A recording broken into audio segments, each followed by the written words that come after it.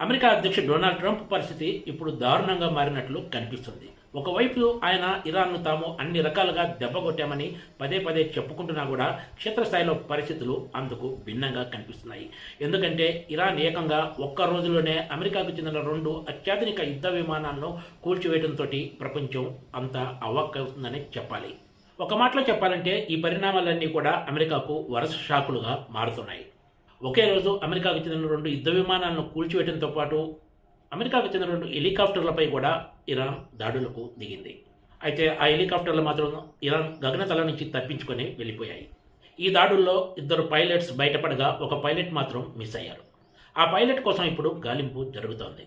అమెరికాకు చెందిన F-15E strike eagle విమానాన్ని కూల్చేసినట్లు ఇరాన్ ప్రకటించింది. దీంతో పాటు హార్ముజ్ జలసంధి దగ్గర మరో A-15 వార్ ఫైటర్ జెట్ను కూడా ఇరాన్ కూల్చేసింది.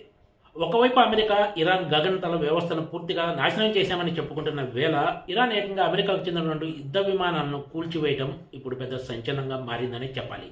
ఇక్కడ మరో కీలక విషయం ఏమిటంటే ఇరాన్ తమ యుద్ధ విమానాలను కూల్చివేసినా కూడా ఇవి చర్చలపై ఏమాత్రం ప్రభావం చూపించవని అమెరికా అధ్యక్షుడు డొనాల్డ్ ట్రంప్ ప్రకటించారు. మీడియా అడిగిన ప్రశ్నలకు సమాధానంగా ఆయన నుంచి ఈ స్పందన వచ్చిందంటే డొనాల్డ్ ట్రంప్ ఎంత ఒత్తిడిలో ఉన్నారో అర్థమవుతుందనే వ్యాఖ్యలు వినిపిస్తున్నాయి.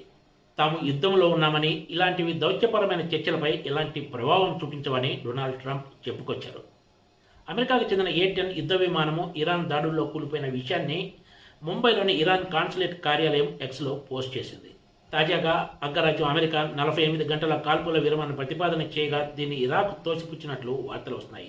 అయితే అధికారికంగా ఈ విషయం ఇంకా నిర్ధారణ కావాల్సి ఉంది. మరోవైపు ఇరాన్ గల్ఫ్లోని అమెరికా స్థావరాలపై తన దాడులను కొనసాగిస్తోంది. అయితే డొనాల్డ్ ట్రంప్ మాత్రం ఇరాన్ తమతో ఒప్పందానికి రాకపోతే రాబోయే రోజుల్లో మరిన్ని తీవ్ర దాడులను ఎదుర్కోవాల్సి వస్తుందని హెచ్చరిస్తున్నారు. అయినా సరే ఇరాన్ ఏమాత్రం వెనక్కి తగ్గకుండా తన పోరాటాన్ని కొనసాగిస్తుంది. ఎలాగైనా సరే ఈ యుద్ధాన్ని ముగించాల్సిందిగా ప్రపంచ దేశాల నుంచి అమెరికాపై పెద్ద ఎత్తున ఒత్తిడి వస్తున్నట్లు వార్తలు వస్తున్నాయి. అయితే మరి డొనాల్డ్ ట్రంప్ ఈ యుద్ధం నుంచి ఎలా ఎగ్జిట్ అవుతారో వేచి చూడాల్సిందే. Please subscribe TCTV.